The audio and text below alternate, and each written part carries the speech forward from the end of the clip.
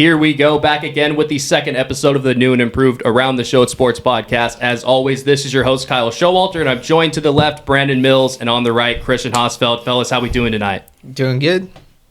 I've been doing good since we won the Super Bowl, man. I've been on it for 10 days straight, living on top of the world. Yeah, Brandon Mills, our resident Los Angeles Rams fan. We'll start it off with a little bit of a Super Bowl recap, even though it's been a minute. First episode, all we did was talk about the Super Bowl, so we got to at least hit it a little bit. Brandon, you had a hell of a day betting, man. I want you to run us through some of the money makers you had going on Sunday, because it was a fun day. It was nuts. Started off the day, I had OBJ as the first touchdown scorer. As you guys, for everyone that listened to the first episode, I originally had Higbee there. Woke up the next day to realize Higbee's not even playing in the damn game. So that was a little embarrassing. We had a nice laugh about it. But I did go ahead and circle back, and I chose OBJ to score the first touchdown. That cashed. I bet for the Rams to call the first time out. Then the fun bets, I bet blue Gatorade to be poured, Cooper Kupp to have 2 TDs. I live bet the Rams money line when they were losing at I think it was plus 120. Won a couple football squares. The second quarter in the full game, so it was a day. A couple football squares for Christian too, from what I know. I'm the only one that didn't make any money on the game. Yeah, so if you bought squares, I mean, there's only 2 winners because it was the same score at 2 quarters. Yeah, I won twice. Yeah, so I was pleasantly happy with that day overall. I got very drunk, so absolute win. Sounds like a great time. Yeah, it was. We ate good at my house. Brandon made a ton of money. You got drunk. It sounded like we all had a great time. Let's talk a little bit about what happened in the game. Obviously, the Bengals, a little bit of a late collapse. Rams came back a little bit strong at the end. Stafford ends up winning his Super Bowl ring for the first season he's in a competent organization. We'll talk a little bit about that later. But just some overall takeaways from the game. I thought that the Rams were exactly who we thought they were going to be. I know Christian said something like the Rams were going to win by 3 touchdowns, or it was going to be a Bengals victory by 3. It seemed like for a long time it was going to be that really close Bengals victory, but then the Rams just had one more drive. It was a really, really good football game by 2 really, really good teams. One of those teams we expected possibly was going to be there at the end. But the Bengals really did surprise us. And even though they didn't end up winning the Super Bowl, that season as a whole, that's a huge win for them, I think, as an organization. You take that away, you can walk away from that season with your head real high, knowing you're going to be right back in that same spot soon. Touch up a couple of things on that offensive line, and I really think they're going to be a scary team in the AFC. Yeah, I kind of feel a little bit different than you guys as the Bengals. I don't think they have a Super Bowl title, do they? As an organization, no, they've never won a Super Bowl. So, I mean, it felt like a lot of cards fell their way this season, and the Super Bowl is just such a hard thing to repeat year after year to get there. It's such a big hill to climb. To get that close, and I felt like they were in the driver's seat for a good portion of that game. To come up short and to kind of stall in that fourth quarter where it felt like the Bengals just couldn't get anything going. I kind of feel gutted for the Bengals fans. I truly do. Yeah, I have a family friend of mine, Tim Moran and his family. If you're listening, Timmy, shout out. But they're lifelong Bengals fans, long-time sufferers, and this was a huge time for them. Getting to the Super Bowl, and they're obviously crushed. And I'm kind of with you. I don't know if these Bengals will be back, at least as currently constructed. I mean, they won 8 games on the last-second field goal this year, which is insane to think about in a 17-game season to have 8 wins on the last-second field goal. They had a quarterback playing out of his mind. I don't know if Joe Burrow can replicate that high of a level of performance consistently throughout the course of a whole season. Granted, we know Burrow's good. We've seen him do it at LSU. We saw him do it his rookie year when he was healthy, when he was given time, and then obviously we saw it this year. But to replicate the play that he had this year, specifically in the playoffs, is going to be really, really difficult, especially with that offensive line. It's not an organization with a history of success in terms of developing players, drafting the right guys.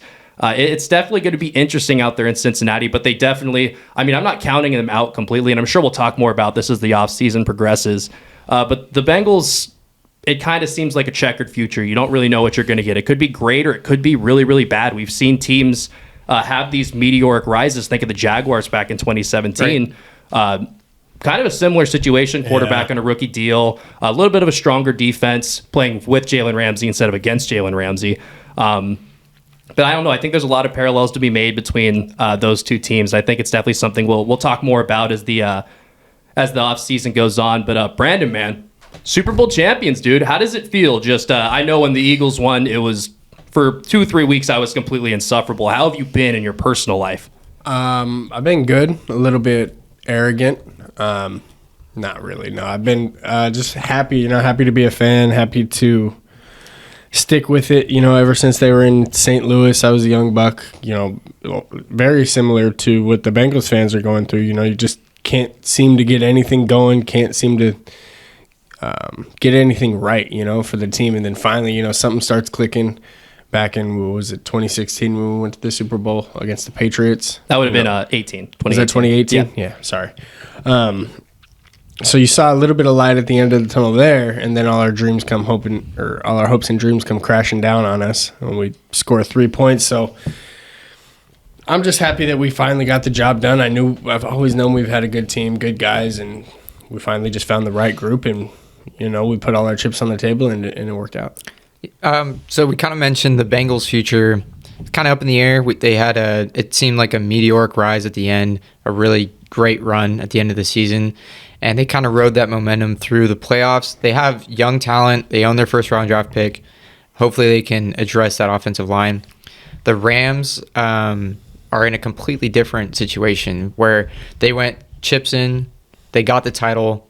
Brandon, would you feel as a Rams fan if you guys didn't make the playoffs for the next 3 out of 4 years, but you guys won the Super Bowl? Do you still feel that going chips in and getting one Super Bowl out of it was the way to go? Yeah, obviously you're going to go get the ring, but that being said, I don't think we're going to miss the playoff for the next 3 or 4 years. Not saying you guys will. I think we're going to be a damn good team still. But you guys do I think I see what you're saying. Yeah. The hypothetical situation as a fan, would you rather your team go all in, win a Super Bowl, and be terrible immediately, or, tinker on the edge and maybe win one in a couple year period because you're kind of one of those bubble teams that is good enough to win the Super Bowl but is still a piece away from being a real contender? I kind of see what you're saying, and as a fan of a team who won the Super Bowl and now 5 years later has no direction in terms of how they're going to get back to that point, obviously talking about the Eagles here, kind of a mediocre, above average team but not good enough to win a playoff game or several playoff games to get back to the Super Bowl. I wouldn't trade that one Super Bowl for a chance at 3 or 4 of them. You have the one ring, and I'm sure you feel the same way. Yeah, exactly. Winning that Super Bowl, it's so hard, and I think the Tom Brady effect has really kind of altered how we perceive the difficulty of how hard it is to win in the NFL on a week-to-week basis, let alone win a Super Bowl, win 4 games in the dead of winter against the best teams in the NFL, 3-4 games, whatever it is now, and then come out on top as the champion of the season. It is the hardest thing to do in sports on a team level. And when you get those opportunities and you get those wins, you don't trade them for the world. Yeah, and the reason I kind of brought that up too is because the Bengals as a team, they're a pretty relatively young team.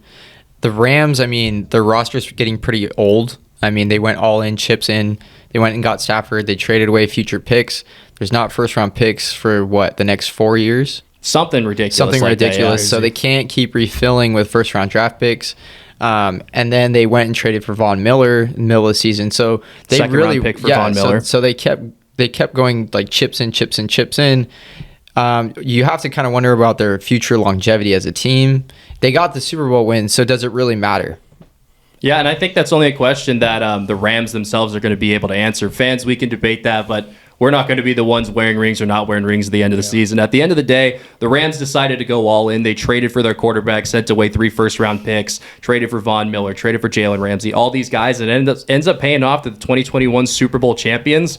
And I think they really legitimized themselves as Los Angeles' football team, as the Southern California's football team, which is really great for the culture of Los Angeles because, we're from... Christian is from the Southern California area, Bears fan. I'm from the Southern California area, Eagles fan. I know tons of people who don't have any kind of loyalty to a team around this area. So it's nice that kids nowadays are going to grow up watching a successful organization. Hopefully they flock to that and gravitate towards it, because LA sports culture, man, when it's popping, it's pretty unbelievable. You think about the Lakers and the Dodgers have been able to accomplish. Hopefully that's what the future is for the Rams. So as we wrap up talking about the end of the 2021 NFL season that sees the Los Angeles Rams winning the Super Bowl, unfortunately we got to break and talk about something a little bit less fun, and that's going to be these labor talks between the major leagues and the Major League Baseball Player Association. The labor union and the owners have been meeting, and unfortunately, it really feels like talks haven't been getting anywhere for either side. And I'm going to go ahead and take a little bit of lead on this one, guys. Feel free to cut in wherever you guys feel set, but I have a lot to say about this. I'm someone who's very passionate about baseball. I played baseball my entire life from the time I was 5 years old. I played baseball in college. Anyone who knows me knows that I dedicated everything I had. Christian could probably speak to that as much as just about anybody could. Everything in my life was about baseball. I love the game with every fiber of my being. I want nothing more than for kids to grow up in a world that loves baseball as much as I did, and in America that loves baseball as much as I do. But unfortunately, it really doesn't feel like that's a possibility with the state of baseball and the way that these two sides have been kind of getting further and further apart, and the effect that that's had on the on-field product and the off-field way that we look at baseball, and the way that these guys are handled by the owners. And the unfortunate reality is when we look at the valuation of these ball clubs, places like the Yankees, the Angels, the Dodgers, look at how much money those organizations are worth. I mean, Christian, you know they're in the multi-billions. Yeah, so kind of piggybacking off what you just said, the Cubs, Tom Ricketts, the owner of the Cubs, the past few seasons, he's kind of related why we haven't spent money on free agents is because of decreasing revenue and how much the revenue has decreased over the years. And then as fans, when you have a window, you have all these stars, it's not something you want to hear, especially with how expensive tickets are, how much Cub fans love going to games. We love our baseball teams. We love our superstars. And when we feel like we have a window and we don't want to keep spending on our free agents to help the team, it's not what you want to hear. Yeah, and what you're talking about, how you're hearing the owners, how they can't spend money, this, that, and the other, it's a bunch of bullshit. These organizations over the last 20, 30 years have doubled, tripled, even quadrupled in value, some of them. Some of these baseball teams are worth multiple billions of dollars. And you want to know what the thing that makes me say that it's bullshit? The fact that the median salary for MLB baseball players, the people at the peak of their profession, the median salary has decreased over the last 10 years as every single team's revenue has increased. That is not an opinion. That is not anything arguable. That is a bold, unadulterated fact. You cannot argue with it. MLB teams are making more money now than they ever have, and on average, major league salaries are decreasing. The owners have successfully killed the middle class of baseball through the arbitration process and the way that they're able to manipulate these things like service time, the arbitration process itself, Super 2 eligibility. I can get into all of this stuff, but unless you're super invested and knowledgeable on the way that the contracts work and the way that these discussions have gone over the last couple of cycles in terms of their CBA negotiations, it's just going to fly right over your head. So to give you a brief summary of why we are in the state that we are, because I think it's important to have this context. In 1994, the players struck. No World Series was played. It was devastating for the state of Major League Baseball. When players came back, fans took the owner's side and told the players that they should just shut up and play ball, just play for free. You guys are playing a kid's game, this, that, and the other.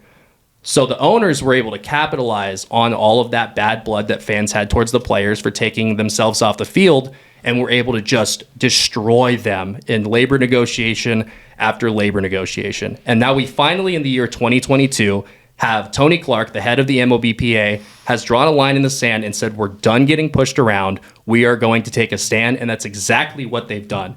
But Christian, you said something to me earlier before we started recording about the big thing that they've started negotiating, or they haven't started negotiating with. What is that?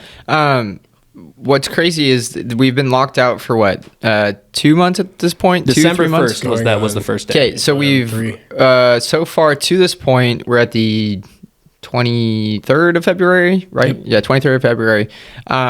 We've so far just been talking about how the draft lottery is up to 3, right? For the team. I think the MLBPA proposed 8 and the owners asked for 7 or something, or vice versa. 3. The owners proposed 8 and the Players Association said 7. And then they came up like 10 grand here, 10 grand there on the minimum salary. The point is very minimal. Progress. We have big things that need to be talked about here, like the collective bargaining tax, Yeah. which is essentially a soft salary cap that teams just decide they're not going to go over. And these are big topics that it's going to take time, and like they're so far apart on what both sides want. That's going to be the bulk of the negotiations, and we're 3 months into this thing, and we've gotten almost nowhere. So the deadline is February 28th, and that's when we're going to start cutting back games. Yeah, I think a fair metaphor for this was, say you're coming up at the end of your semester, right? And you have a project that's worth 100 points and a final exam that's worth 1,000 points. Well, so far what the owners and the players have done is they've procrastinated until the night before the exam and the project are both due, and they decided to devote all of their time towards the 100-point project instead of the 1,000-point exam. Yeah. So what they're going to do is they're going to turn in a project, they're going to get an 85% on it, and then they're going to get a 0 on the exam. Honestly, I've been optimistic. I've talked to both of you guys about this, that we're not going to miss any baseball games.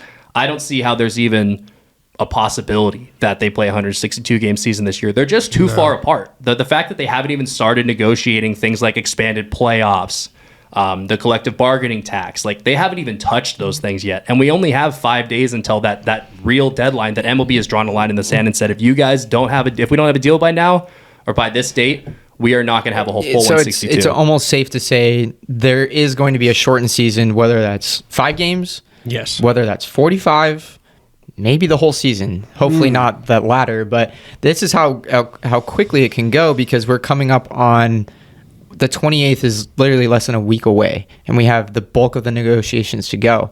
And this is coming after, I kind of want to recap the last 3 seasons. The 2020 season was a COVID shortened season. We got 60 game season. 60 games a year. We got 60 games that year.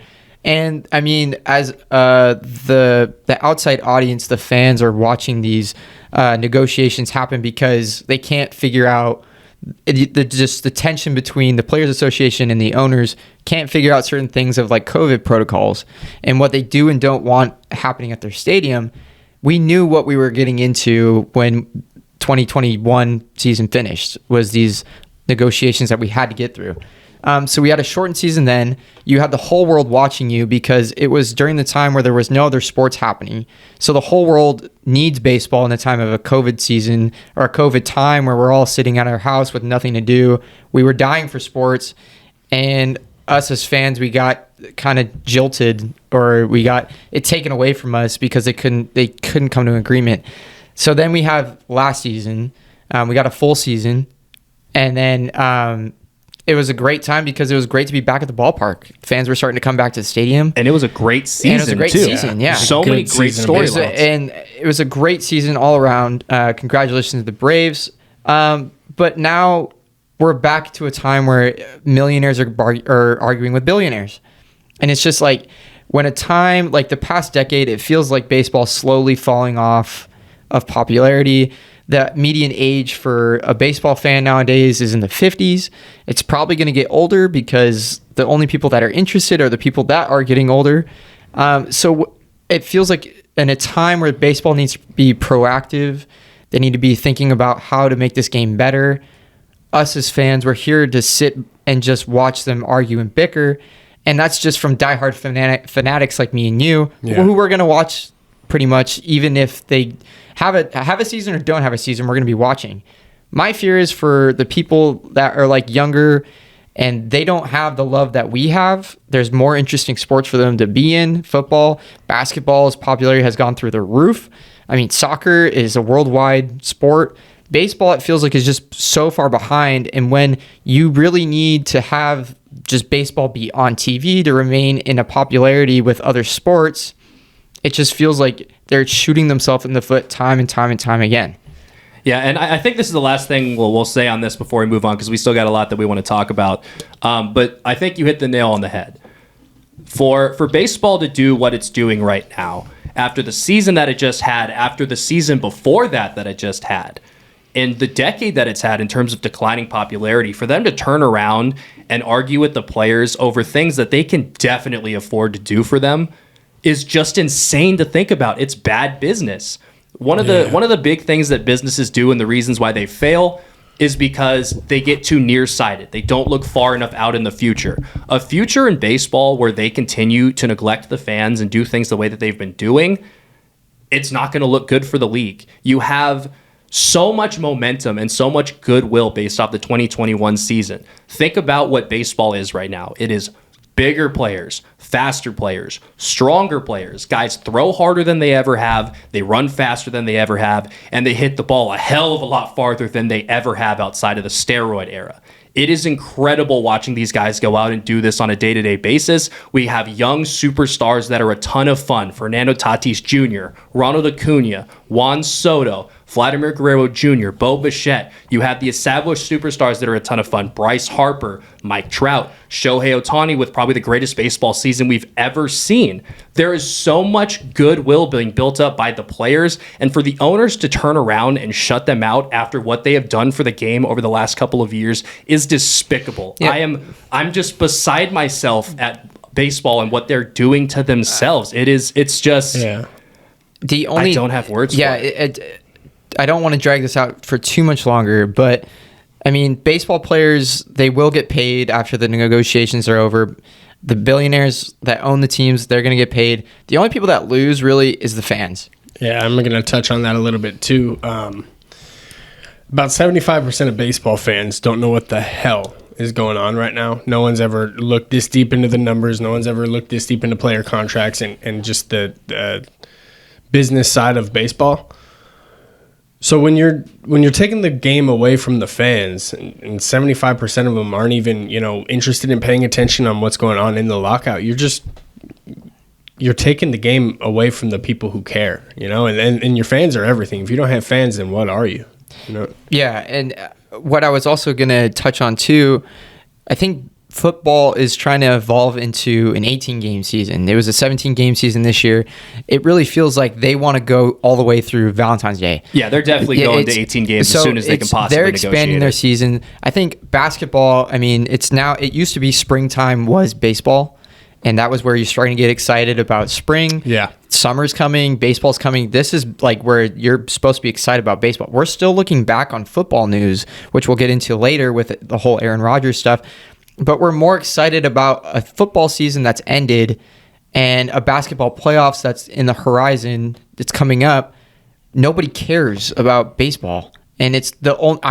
myself, who I love baseball, I can't even keep up with the contract negotiations. How do you expect somebody that is not a fan to come into our world and become a fan like we were when we were... And we're already on the outside looking in. It's not like we're there getting all the information firsthand. It's been tough on all the baseball fans, and especially the ones that really just want to watch some baseball. That's the sad part. That's what it comes down to. We just want to watch some damn baseball. And the players are, they're doing everything they can, and they think they deserve more, and I kind of am on their side with it. Hey, Rob, this is for Commissioner Rob Manfred. Look right into the camera. Let the kids play, man. You had a whole ad built out for it. Let the kids play some ball, all right?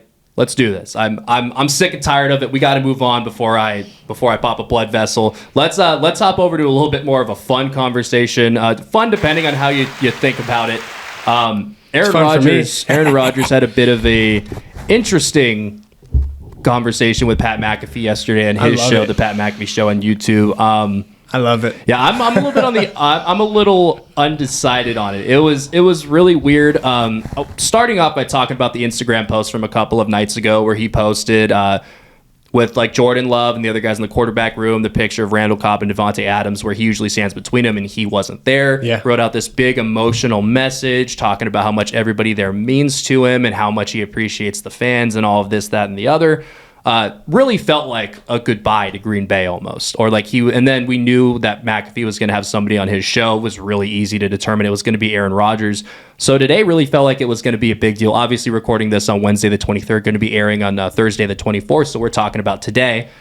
And then he goes on there and talks about how he did a cleanse and an Ayushka retreat or something like that, where he was basically torturing himself for 14 Have you guys days. seen what this cleanse looks like? I looked it up. Talk to me. It's I don't even know if I can. Is it borderline torture? We won't get too far into it, but a lot of it is forcing yourself to vomit. Is this a forcing physical cleanse? Oh, Yeah. Yeah, it was. Okay. He went through a whole enemas. It's It's basically we'll What the just sit there and say Aaron Yeah. Rodgers For had a every day. full physical Oh, reset. Bloodletting. Yeah, it sounded really brutal. But Rodgers goes on the internet, posts this big, long, emotional looking goodbye, then goes on the Pat McAfee show and basically explains that it was kind of him re-welcoming himself into the world almost. This big, he realized when he was doing that cleanse how much he had to be grateful for and this, that.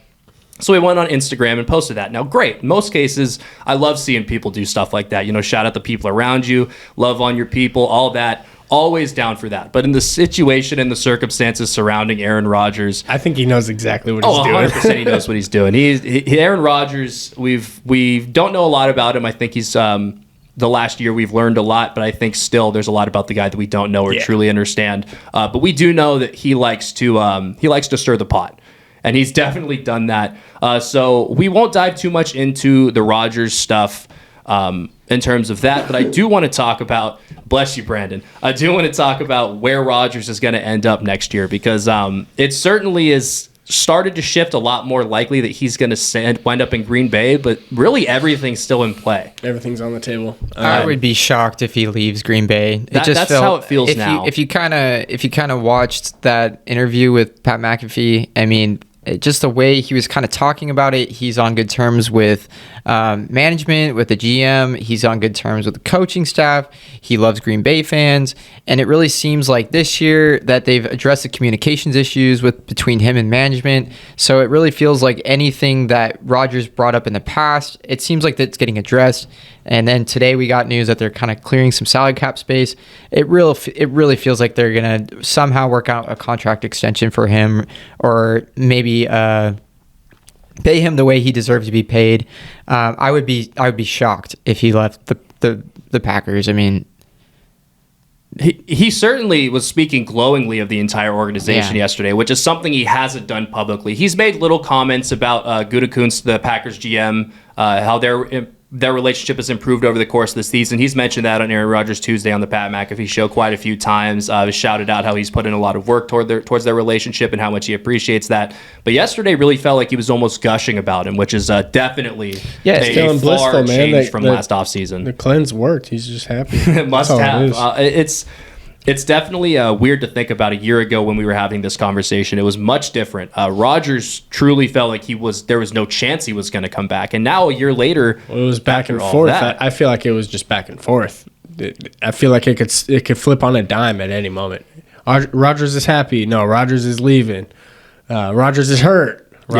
It's just so many storylines around Aaron Rodgers this year. I don't know what the heck is going to come out of this guy next. And I think a lot of this is kind of an Aaron Rodgers revenge tour against the media, because last offseason he kind of got dragged through the mud a little bit. A lot of Packers fans were a little bit negative towards him. So I think this year he kind of took ownership of everything that he said to the media. He was much more direct in the way that he spoke to him. He was much more detailed and eloquent in the explanations and answers that he gave to the media when he would go on the Pat McAfee show. The way that he would talk about everything so candidly. I have a lot of respect for the way that he handled all of that. But the way that this has been handled, it really feels like he's just trying to stir the pot and make as many people in the media look silly as he kind of can, which is, kind of a respectable thing, especially for somebody who's bared the brunt of a lot of media strife over the last couple of months when we talk about the immunization status that he claimed that was then kind of found out that wasn't the case. We won't dive into any of that, obviously, on here, but I definitely think that Rodgers is kind of going on a little revenge tour just based on the way that he's kind of manipulating the narrative around himself, which I have a lot of respect for. Players have the right to make decisions for themselves and to make decisions for themselves in their own time. And if you want to, pour little breadcrumbs out and lead people in the wrong direction every once in a while, you have the right to do that. People might not like you for it, but that's kind of the route Rodgers is taking. If you look at how different his comments are every time he goes on and talks to somebody, it's pretty obvious that he's just kind of messing with us all at this point. At least that's how I feel. I kind of feel like just lately, it just feels like he's very full of himself. It might be a little bit of Bears fan? Yeah, Bears fan speaking, but Doesn't like Aaron Rodgers. Breaking news. Oh, gosh. like he's a great quarterback, but if you watch that interview, it's just like he just wants to talk about himself. It's just like it's his world, and we're just living in it. To be fair, everybody wants him to talk about himself. Every time he does an interview, all they want him to do is talk about what he's gonna do. It watched does, it 'cause does I kind of feel like Rodgers has turned into the Dos Equis guy. Yeah, like the most interesting man in the world. Whether I'm we're here all for thinking it. it or he's like pushing himself into that, which is kind of what he's doing. I think it's a little bit of both. Yeah. Yeah, I don't know. I'm here for it. I like the guy. So to round out the show, we got to talk about one last thing today, and that's going to be Richard Sherman's comments after the Super Bowl on Matthew Stafford's Hall of Fame candidacy. And I, for one, couldn't possibly disagree more with Richard Sherman's conclusion on this topic. Matthew Stafford, to insinuate that he's not a Hall of Fame quarterback, I think is a disservice to both the quarterback and the man that Matthew Stafford is. Yes. The only logical way that you can dismiss Matthew Stafford's Hall of Fame candidacy, there's two ways. You can say he didn't win enough and he didn't win enough awards. So let's go ahead and unpack those one at a time. Please. The first one, we'll talk about the fact that he didn't win enough. And, he didn't win. That's well documented. But what he did do was play for probably the most incompetent sports organization. Fucking Lions. Yeah, probably the most incompetent sports organization in the United States, outside of maybe the Pittsburgh Pirates. But even then, I don't know if they're any worse than the Lions. He couldn't have done anything more than he possibly could have. That man played injured. He played banged up. He played with terrible teammates. He played with one really, really good football player throughout the course of his career, Calvin Johnson. But outside of that, I mean, talk about Pro Bowlers that Matthew Stafford played with. There's not going to be a lot of them. Outside of the playoff seasons, maybe they had a couple, but there hasn't been many of those either.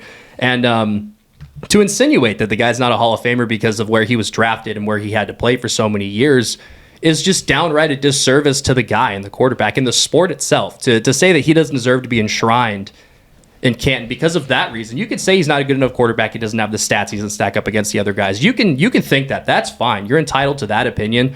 But to say because he didn't win enough because of something completely outside of his control where he was drafted, it's bogus. It's a bogus thing. And give him credit, all the credit in the world. The Lions are the Lions, and they're just a terrible organization. He had Megatron, so just wanted to point that out. Megatron, absolute beast. But that's not going to win you. No. I was just adding that in there. But Stafford, it wasn't like he wanted to necessarily leave the Lions. Like I read some article that it really took a lot out of him to leave the Lions because he loved the city. He loved Detroit, and Detroit loved him. The fans loved him. Just the organization is just so trash, and he deserved all the awards he got this year. Going to the Rams, getting a championship, man. Like as a Bears fan, I love that for him. Yeah, and it's like you finally leave Detroit. You finally get blessed with with an opportunity to do something in the league, and you go out in your first fucking year and you win a Super Bowl. That alone is Hall of Fame football. If you get taken from your shit pile situation, you get put into a situation where you're not promised to win the Super Bowl. You have better odds, a lot better odds, but you're not promised to win. You have to go into that season and fight to win the Super Bowl, and that's what he did. Imagine how good that feels, too, where the whole world is saying, like, dude, Stafford's a beast. Just get him out of Detroit. And then you have some people that are like, who's Stafford? Because he plays on the Lions. Yeah. No one cares about the Lions. And his first year, like Brandon said, his first year, you go out and win a championship. I feel like that is just a testament to how great of a quarterback player he was. Granted, maybe he had times where you're just like, what is going on? Why are you making that pass? But more often than not, he has that gunslinger mentality. When he throws a pick, he's going right back out there, and he's not scared to throw another pick. And that's what you need as a quarterback to be great. Yeah, a lot of great quarterbers are that way. Yeah. The next throw is my best throw mentality. You can't go back and change mistakes. But I think J.R. Smith said it best. Shooters shoot. If you go 0 for 3, that's that's worse than going 0 for 20 because it means you stop shooting. That's kind of how these gunslinger quarterbacks make their money. Guys like Mahomes, guys like Favre, guys like Stafford, they're all like that. I want to circle back to that second point. We talked about how he couldn't be a Hall of Fame quarterback, Richard Sherman's opinion, because he's not winning. The second one was no awards. And he quantified this by saying Stafford has 0 All-Pro appearances and he has 1 Pro Bowl. And if you're going, that's the dumbest thing. I gotta calm myself down. If the bar that you use to measure how great somebody is in anything, but especially in quarterbacking, is how other people from the outside that aren't doing what they're doing perceive them, you're crazy. If your take on Hall of Fame candidacy for quarterbacks is how many Pro Bowls they won, when we know how much of a joke the Pro Bowl is, Mitchell Trubisky made the Pro Bowl. Not even the game being a joke, but the way that these guys are selected is just a complete joke. If that's what you're using the bar for how guys get into the Hall of Fame, you're just wrong. You're straight up wrong. This is Matthew Stafford, the guy who, if you compare him to another guy who's a fringe Hall of Famer, we'll do Phillip Rivers. At age 30, to Russell Wilson. At age 33, Phillip Rivers had 12,000 less passing yards than Matthew Stafford does at this moment, at the end of his age 33 season. And Phillip Rivers, when he retired, everyone, it seemed like, was saying, well, this is the end of a Hall of Fame career. Congratulations. You know who else he had 10,000 more passing yards than at the age 33? Ben Roethlisberger, another guy who just retired, and it's the same exact thing. Future Hall of Famer, first ballot, going to get in with Tom Brady in 5 years. I just don't understand. He's watched the guy play football. It's obvious he's a generational type talent with the arm. He's been in a competent organization 1 season. They won the Super Bowl.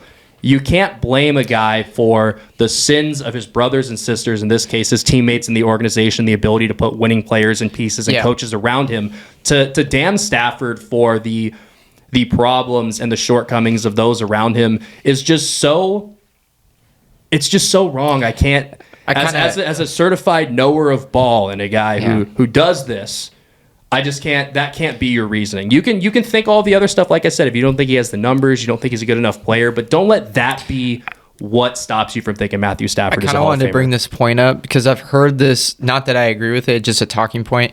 Do you guys put any stock into this kind of narrative that because he was on the Lions, because it was an awful organization and they had so many losing seasons, all too often they were down in the game, so you're throwing to come back to it does they called him, didn't they call him like Matt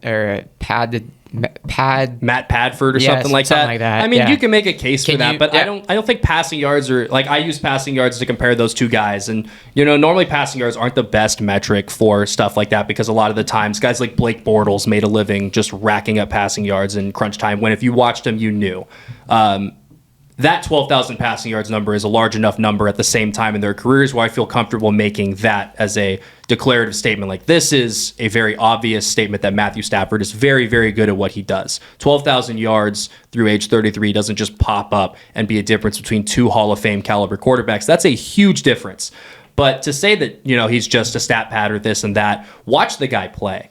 If you're basing anything off of just strictly stats alone, you're crazy. If you're basing anything off just the eye test alone, you're crazy. What Matthew Stafford, watching him play football, he's a Hall of Famer. If you look at his statistic, he's a Hall of Famer.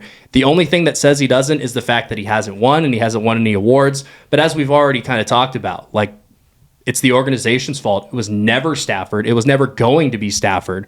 And it's not his fault that he isn't winning any awards because he has no control over any of that stuff. You think Russell Wilson's going to end up being a Hall of Fame quarterback? I mean, I think if Russell Wilson's a Hall of Fame quarterback, then Matthew Stafford should be too. I actually had this conversation with some of my 12,000 more passing yards than Russell Wilson. Is that the number? And they're 1 year away. Or with Matthew Stafford, 34, Russell Wilson, 33 years old. Granted, Russell has some good years ahead of him. Yeah, and he can do some crazy things. But I mean, let's Russ be also clear. played in a very run heavy offense for a lot of his career. That's true. Russ is the accolades guy. Stafford is the stats guy. Is kind of what it seems. But no if you matter watch which the guys way you play, those are cake, two Hall of though. Fame quarterbacks. Exactly. Thank you. That's where I was getting with. I don't have the stats pulled up for me. Maybe you can pull it up. But sure. Matthew Stafford and Matt Ryan. Is Matt Ryan a Hall of Famer? So that's a very good question because I think Stafford and Matt Ryan every single year. In terms of their ages, like 10 years in their season, they're like 1 and 2 for most passing yards in their career. And this is where I say the eye test is so important when you watch these guys. When I watch Matthew Stafford, I see the arm talent, I see the decision making, I see the ability to play off script, all of that stuff. With Matt Ryan, I just don't think the talent is at the same level of Stafford, even though the statistics are similar. That's just going to be a personal preference thing. Unfortunately, it's not a perfect system. But just watching those guys play, I think there's a clear gap that Stafford has the talent. You put him in a winning organization, he immediately won. Ryan's never won that Super Bowl. Ryan does have the MVP. It's pretty ticky-tack, but I would say Stafford over Ryan if I had to pick one of them. If I could pick both of them, I probably would still only pick Stafford personally. Matt Ryan, about 10,000 more passing yards, almost 100 more touchdowns. What's the age difference between those guys? A year. They were drafted a year apart. Oh. Now he's got more interceptions, but he's also got a better quarterback rating, about 5 points. Is that Ryan or Stafford? That's Matt Ryan. So all the stats on the board point to Matt Ryan. It was funny on Google. I typed it in and he said the first thing that it said is no question Matt Ryan is better than Matthew Stafford. I was just like, whoa. A lot of people are having this conversation, I guess. Yeah, so I had to click on it and read a little bit. And I guess, numbers don't lie, but like you said, it's an eye test thing. And talk about the difference in competency of organizations between those two guys. Every conversation from now through the end of time, when you talk about Stafford, you have to take into account he played 12 years in Detroit. There's no way to overlook that because of how dysfunctional and how poorly run that organization has been from top to bottom, from scouting, the front office, ownership, coaching, every position outside of quarterback. When Stafford was there, everything was just about as bad as it could have possibly been, outside of Calvin Johnson, of course. Yeah, watching him on the Lions, you knew that guy, just get him a team. Just get him a team, and he's going to do great things. I love how the media will pick up on, a Patrick Mahomes no-look pass, or Patrick Mahomes, when he throws it underhand, or, he sidearms it, and they're like, oh, my God, best athlete in the world. Matthew Stafford, with the game on the line in the fourth quarter, throws a no-look pass over the middle of the field in a tight window. And not only that, but it would not have been completed if it was not a no-look pass. He looked to the linebacker, the safety, whoever it was, off just long enough to get that ball by him. Yes, it did get attention on Twitter. It was 150,000 likes or something. I still don't feel like that was given enough credit of how amazing that play was, and he's been doing this his whole career. Everyone's just looking at that play as some slow-mo version. No one's looking at it in the situation of the game. In the last drive, you got to go down and score right now.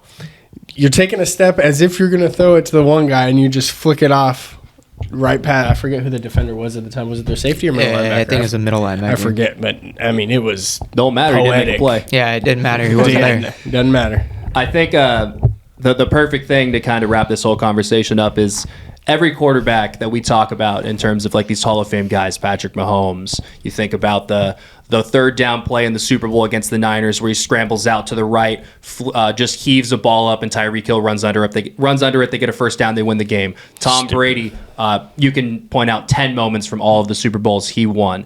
Aaron Rodgers has all of these incredible moments. I think every quarterback has that one defining moment in their career. And you could point to several different moments for some of these guys, but I think that moment, that no-look pass, was kind of the moment of Matthew Stafford's career, where if you had any doubt before then on who Matthew Stafford was and what his career, the way that it has went up and down with the Lions and then getting to LA, that was his moment that really cemented him as a Hall of Famer. For me, totally agree. I think that we all kind of need to see an individual moment from these guys, and I feel like that was it for Stafford. Brandon, I'm going to kick it to you. We're going to go ahead and wrap the show up, but I know you have a little bit of something that you want to say. I was just going to ask, do you think Richard Sherman's a Hall of Fame cornerback? Absolutely. All right. Thank you. Absolutely. All right. No question. Thank you. All right. That's it, guys. Thank you. Have a good day. Well, guys, wrapping it up on this episode of the Around the Show Sports Podcast. Thank you so much for tuning in. Yeah, before we close out, a happy birthday to Kyle. I know your birthday's coming up on Saturday. Big happy birthday at 25. Never looked better. Just want to say happy birthday. Love you, buddy.